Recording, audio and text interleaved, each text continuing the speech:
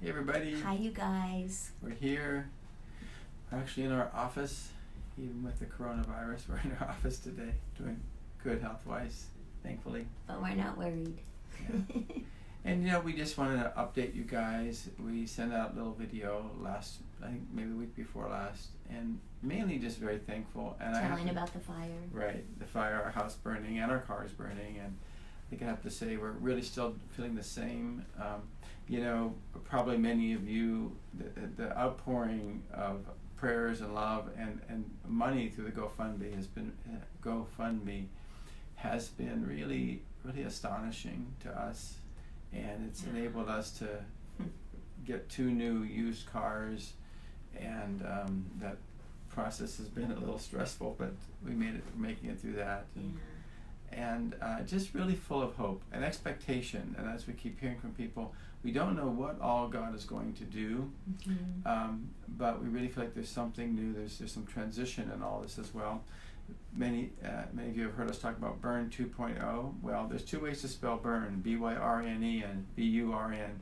And this is the second Byrne. Yeah, this is our second Byrne in our neighborhood. First time our house made it, second time it didn't. But we're looking for God to do some new things, some exciting things, and upgrade us in a number of different ways. Yeah.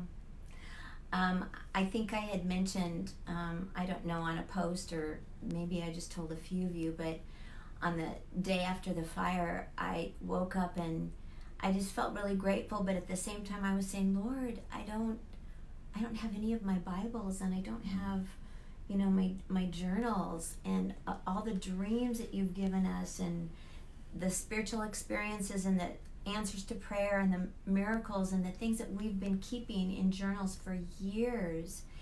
And he just said very clearly, he says, we'll write new journals together. And he says, you'll get a new Bible, and we'll write things in your new Bible.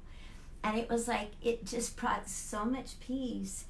And it was funny because as we were looking for the cars to replace our Byrne cars, there was a 4Runner that we started looking at, thinking, this isn't as big as our Suburban, but this would still be something that we could carry the grandchildren around in and stuff. And it's an older model. It's not a brand new one. And all of a sudden, the Lord brought back to my mind a dream that I had, I don't know how many years ago, but in this dream, I was working, I don't know if I was at a church or something, but I knew that I'd been given a company car, and it was an older 4Runner.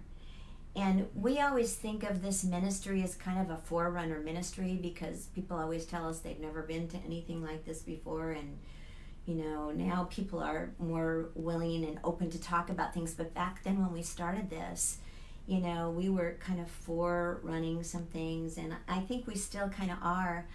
But that was so encouraging to me just to realize that God was bringing to my mind a dream that I'd forgotten. And it was almost like he was saying, see, I can bring whatever needs to come to your mind, or whatever was in that dream journal, and I can bring new things. So we just feel again his peace and his presence, and just his nearness with us. I feel like he's really tenderizing us spiritually as well, and just had the most amazing worship time on Sunday as we were all worshiping online together. And I just feel like he's so near to all of us, and I think we're in a time where if we can press through and really remain close to him, there's just going to be so many things that are going to be opened up to all of us as we press through this time together.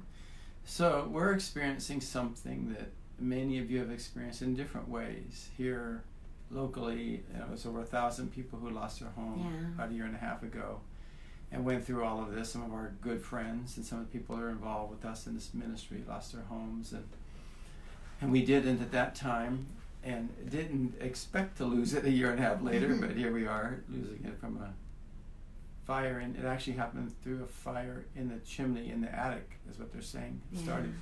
Started the fire. And I think I just want to encourage you all that God's giving us grace, a lot of grace to trust Him at this time and not be fretting and worried and all that. Like I said, it's a lot of work. It's a lot of work.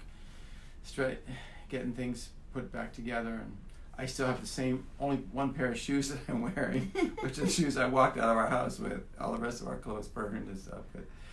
But we've got some new clothes, and we're getting it back together. But I'm really, really, really thankful to God that He's sustaining us. And as we just trust Him, we don't focus on the loss itself, but focus on God and confidence that He will rebuild. And we do it, like I said, we have insurance, so one way or another we'll have a place to live and all that.